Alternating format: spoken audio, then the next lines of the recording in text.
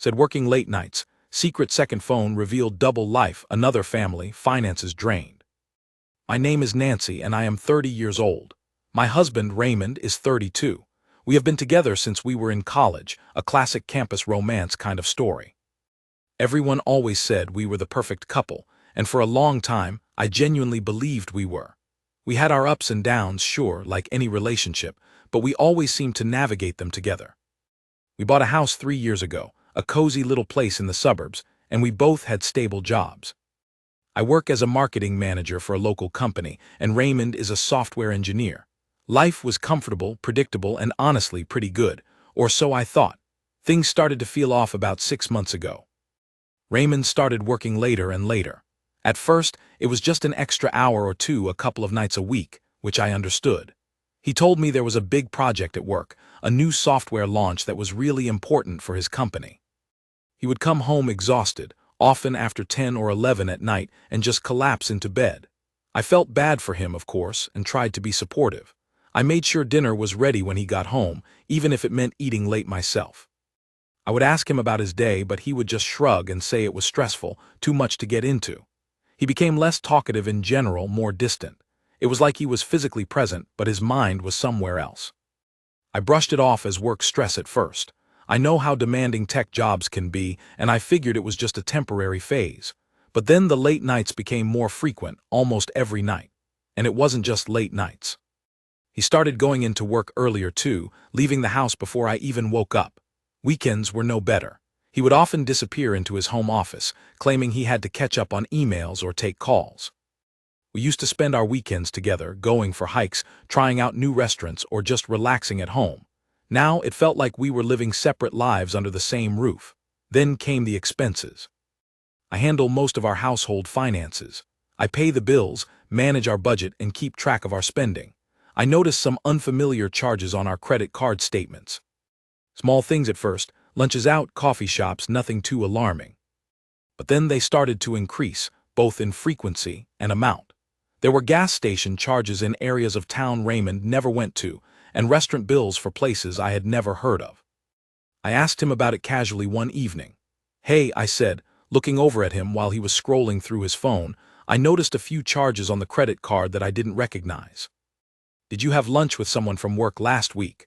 Raymond barely glanced up from his phone. "Oh yeah, probably," he mumbled. "Maybe a client meeting or something. Don't worry about it. Don't worry about it." I thought, it's our money, I have to worry about it, but I let it slide.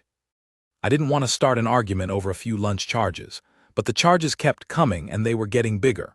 Clothing stores, electronics stores, even jewelry stores, and the gas station charges were still puzzling. Why was he buying gas all the way across town? One Saturday morning, Raymond told me he had to go into the office for a few hours to deal with an urgent server issue. "Okay," I said, trying to sound normal, even though I was starting to feel anything but normal. "Be careful driving." It was raining heavily that day. He kissed me quickly on the forehead and rushed out the door. I watched him go, a knot of unease tightening in my stomach. I decided to do something I had never done before. I decided to check our bank statements online. I logged into our joint account and started scrolling through the recent transactions. My heart sank as I saw more and more unfamiliar charges. Not just small lunches and coffees anymore, but larger amounts, hundreds of dollars at a time, labeled as cash withdrawals. Cash withdrawals? Raymond never used cash. We used our credit cards or debit cards for everything. Why was he suddenly withdrawing large amounts of cash? My mind started racing. Was he in debt? Was he gambling?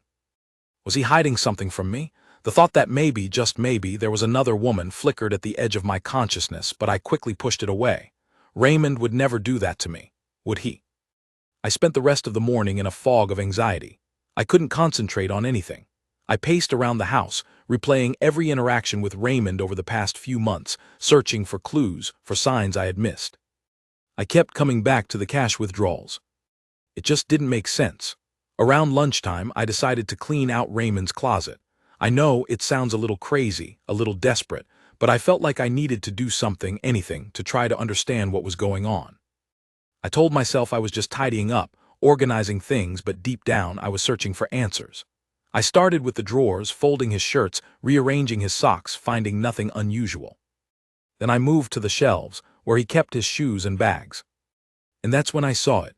Tucked away in the back corner of the top shelf behind a pile of old sweaters was a small black box.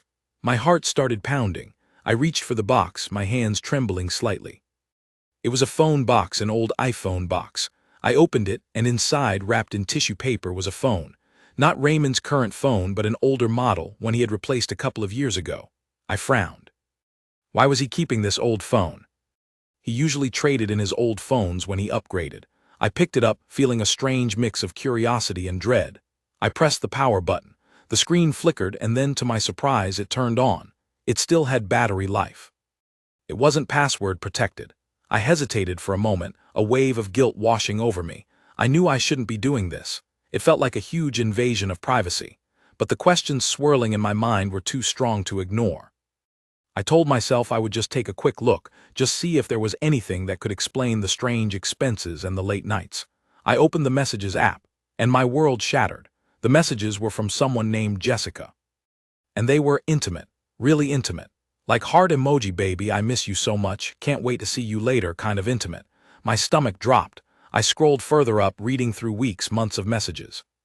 They were filled with pet names, inside jokes, plans for dates, and explicit details about their encounters. I felt like I was going to throw up. I clicked on the Photos app, and there they were, pictures of Raymond with another woman. Not just any woman, but a young, attractive woman with long blonde hair. Pictures of them kissing, hugging, holding hands. Pictures of them in restaurants, in parks, in what looked like her apartment. Pictures of them looking happy. Really happy. And then I saw the pictures of a child. A little girl, maybe 2 or 3 years old, with Raymond's eyes and his smile. My blood ran cold. I scrolled back to the messages, frantically searching for more information, and then I found it. A message from Jessica that read, "Can't wait for you to pick up Lily from daycare later. She's been asking for you all day." Lily, his daughter, another daughter. I sank down onto the floor of the closet, the phone slipping from my numb fingers. My head was spinning, my vision blurring. I felt like I couldn't breathe. My husband, my Raymond, the man I had loved and trusted for years, had been living a double life. He had another family, another woman, another child. And he had been using our money, our hard-earned money, to support them. The restaurant bills, the clothing stores, the jewelry stores, the cash withdrawals, it all made sense now. It wasn't just a casual affair. It was a whole other life. A life he had built in secret, right under my nose, and I had been completely oblivious. The rage started to build slowly, a cold, burning anger that spread through my veins. How could he do this to me? How could he betray me like this? All those late nights, all those lies, all that deception. He had made me look like a fool. He had made me doubt my own sanity. I picked up the phone again, my hands shaking now not from fear but from fury. I went back to the messages with Jessica and scrolled to the very beginning. I needed to know everything. I needed to know how long this had been going on. The first messages were from about 2 years ago. 2 years. He had been living this double life for 2 years. 2 years of lies, 2 years of betrayal. And the child, Lily, was about 18 months old, according to the messages. That meant he had started this affair while we were trying to get pregnant. We had been trying to have a baby for over a year, going through fertility treatments, enduring heartbreak after heartbreak as each month passed without success. And all that time, he had been fathering another child with another woman. The hypocrisy was staggering. The cruelty was unimaginable. I felt like I had been punched in the gut repeatedly. I wanted to scream, to break things, to lash out in anger. But I also felt strangely numb, detached from reality. It was like I was watching a movie of someone else's life, a horror movie that was unfolding before my eyes. I spent the next few hours piecing together the fragments of Raymond's secret life from the messages and photos on the phone. Jessica was a waitress he had met at a restaurant near his office. They had started dating shortly after we began trying to conceive. He had told her he was separated from his wife, that he was going through a divorce. He had painted himself as a victim, a lonely, misunderstood man seeking comfort and connection, and she had fallen for it. She believed him, she loved him, and she had no idea about me, or did she? I scrolled through her messages again, looking for any hint that she knew about me, and then I found it. A message from Jessica to Raymond, sent about 6 months ago, around the time things started to feel off between us. It read, "I saw your wife today, at the grocery store. She's really pretty. You never told me she was so pretty." He had told her I was ugly. He had badmouthed me to her. The anger surged again, hotter and fiercer than before. He had not only betrayed me, he had also humiliated me. He had lied to her about me, about us. And she had seen me, she had looked at me, knowing that I was his wife, knowing that he was lying to both of us. And yet she had stayed with him. She had continued the affair. Was she complicit in his deception? Was she just as bad as he was? I didn't know, but I knew one thing for sure. I was done. I was done with Raymond. I was done with his lies. I was done with his betrayal. When Raymond finally came home that evening, he seemed surprised to find me waiting for him in the living room. He walked in looking tired and stressed and gave me a perfunctory kiss on the cheek. "Hey," he said, "how was your day?" My day? My day was ruined, shattered, obliterated, thanks to you, you lying, cheating bastard," I wanted to scream. But I kept my voice calm, controlled. "We need to talk, Raymond," I said, gesturing to the couch.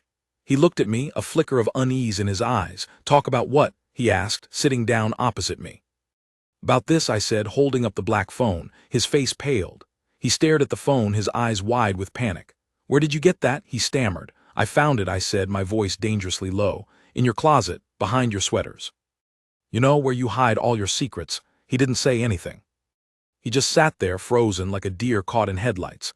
I could see the sweat beading on his forehead, the tremor in his hands. He knew he was caught. I stood up and started pacing, the phone clutched tightly in my hand. 2 years, Raymond, I said, my voice shaking with anger. 2 years of lies, 2 years of cheating, 2 years of betrayal, and another woman, and a child, another child. Our money, Raymond. You used our money to pay for them, for her. For your secret family. He finally found his voice, a weak, pathetic whisper. "Nancy, please let me explain, explain." I laughed, a bitter, humorless sound. "Explain what?" "Explain how you could be such a despicable, heartless human being. Explain how you could destroy everything we had, everything we built together for some cheap, tawdry affair." "It's not like that," he said, his voice rising slightly. "It's complicated. Complicated," I repeated, incredulous. "Cheating on your wife, having a secret child, stealing our money, that's complicated." "No, Raymond, that's not complicated. That's just wrong. That's just unforgivable." He stood up and tried to come closer to me, to touch me. "Nancy, please, I'm sorry. I didn't mean for this to happen. Don't touch me," I said, recoiling from his touch. "Don't you dare touch me. I don't even know who you are anymore. You're not the man I married. You're not the man I loved. You're a liar, a cheat, a fraud." He started to cry, big crocodile tears rolling down his cheeks. "I love you, Nancy," he sobbed. "I never meant to hurt you. Love me. If this is your idea of love," I said, my voice dripping with sarcasm, "then I want no part of it." "Get out, Raymond," I said, pointing to the door. "Get out of my house. Get out of my life." He looked at me, his eyes pleading, begging for forgiveness. "Where am I supposed to go?" he asked. "I don't care," I said, my voice cold and hard. "Go to her, go to Jessica. Go to your other family. Just go, and don't ever come back." He stood there for a moment longer, hesitating, as if hoping I would change my mind, that I would suddenly forgive him and take him back. But I just stared at him, my eyes unwavering, my resolve firm. He finally turned and walked out the door, leaving me standing there alone in the living room, the black phone still clutched in my hand.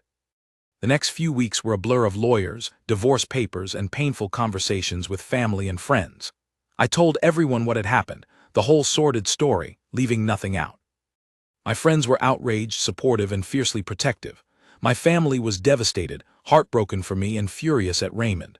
They rallied around me, offering comfort, advice, and practical help. Raymond, on the other hand, tried to reach out to me repeatedly. He called, he texted, he emailed, begging me to talk to him, to reconsider, to give him another chance. He promised he would end things with Jessica, that he would get help, that he would do anything to win me back. But I ignored him. I blocked his number, deleted his emails, and refused to speak to him. I was done with him, completely and utterly done. My lawyer advised me to investigate our finances thoroughly, to make sure Raymond hadn't hidden any assets or run up any debts. And what we discovered was even worse than I had imagined. Not only had he been spending our money on his secret family, he had also been draining our savings account, little by little, over the past 2 years. He had siphoned off tens of thousands of dollars, leaving our account almost empty. He had been systematically robbing me blind. The betrayal was so deep, so profound, it was almost incomprehensible. I had trusted him completely. I had shared my life, my dreams, my future with him. And he had repaid me with lies, deception, and theft. My lawyer went after him aggressively. We filed for divorce, demanding full financial disclosure and a complete accounting of all our assets. We also filed charges for financial fraud and embezzlement. Raymond tried to fight back at first, hiring his own lawyer and claiming that the money was a gift to Jessica, not theft. But the evidence was overwhelming. The bank records, the credit card statements, the messages on the phone, it all pointed to his guilt. And then something unexpected happened.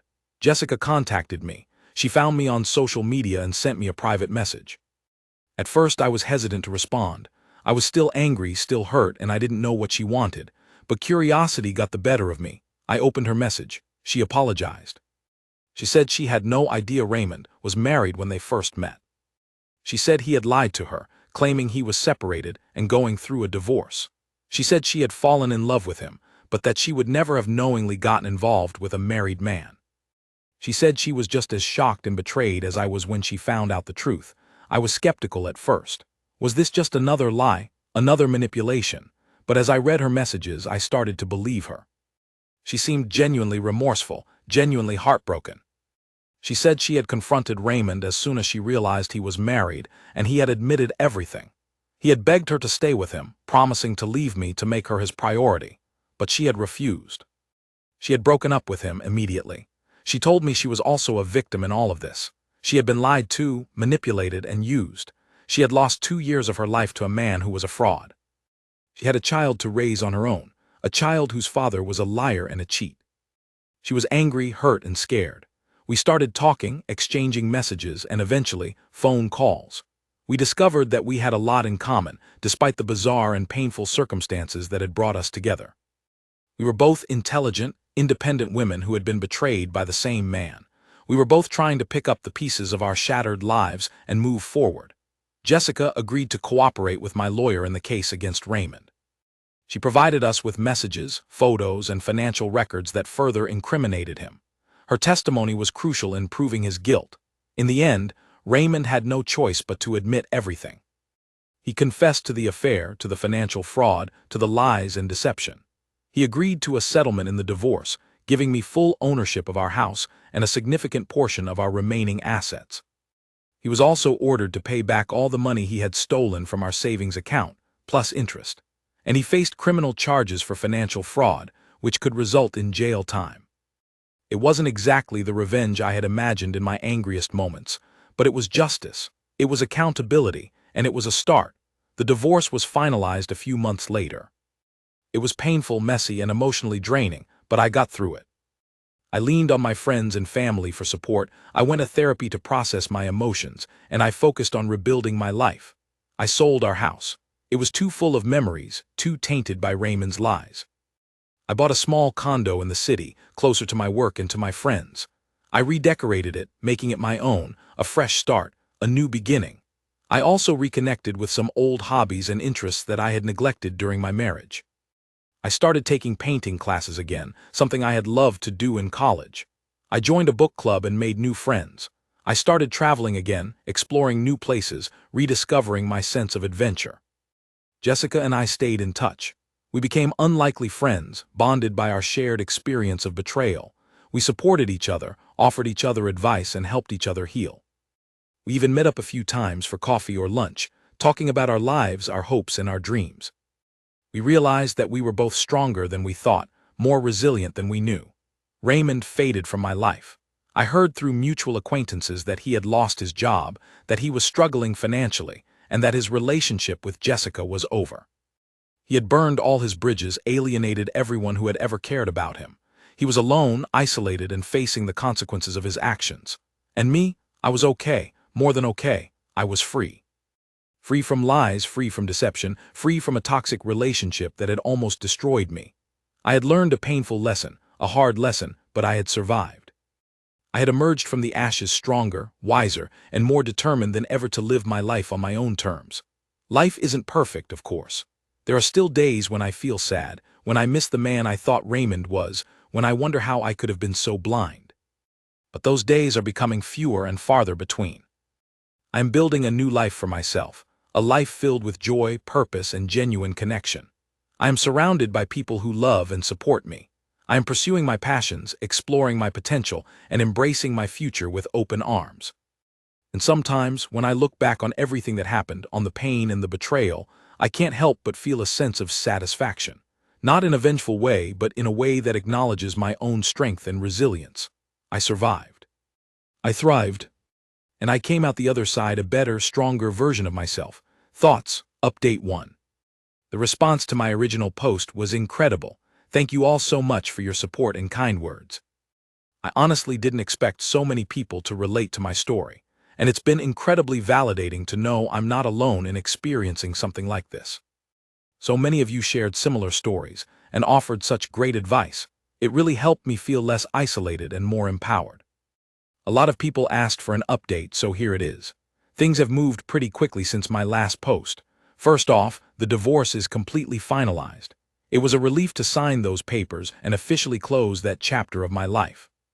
My lawyer was amazing and managed to get me a really favorable settlement. Raymond had to sell some of his assets to pay me back the stolen money, and I ended up with a decent amount to start fresh. It definitely helped ease the financial strain of everything. Secondly, and this is something I never anticipated, Jessica and I have actually become real friends. We talk regularly, and we've even started hanging out occasionally. It's still a bit surreal, considering how we initially connected, but we've both found a lot of comfort and understanding in our shared experience. We're planning a girls' trip together next month, which I'm actually really looking forward to. Who would have thought that something good could come out of such a terrible situation? As for Raymond, well, karma is definitely real. He lost his job, as I mentioned in my last post, and he's been struggling to find new employment. Apparently, word got around about his extracurricular activities, and his professional reputation took a major hit. He's also facing those fraud charges, and his lawyer has told him that jail time is a real possibility. Honestly, I don't feel any joy in his misfortune, but I also don't feel sorry for him. He made his choices, and now he has to live with the consequences. The biggest change for me personally is that I've started dating again. I know, it might seem soon to some people, but honestly, I feel ready. I've done a lot of healing, a lot of self-reflection, and I feel like I'm finally in a place where I can open my heart to someone new. I met a really great guy, Connor, through a friend, and we've been seeing each other for a few weeks. He's kind, funny, and incredibly supportive. He knows about my past, and he's been so understanding and patient. It's still early days, but I'm really excited about where things might go. So overall, things are looking up. The pain of the betrayal is still there, of course, and I don't think I'll ever completely forget what happened. But I'm choosing to focus on the future, on the positive things in my life, and on building a happier, healthier version of myself. Thank you again to everyone who commented and offered their support. It truly made a difference. And to anyone going through something similar, please know that you are not alone and that things will get better. Keep your head up, stay strong, and never doubt your worth. You deserve happiness and you will find it. Thank you for watching. If you haven't subscribed yet, please do so and hit the notification bell to stay updated with more shocking real-life stories happening around you.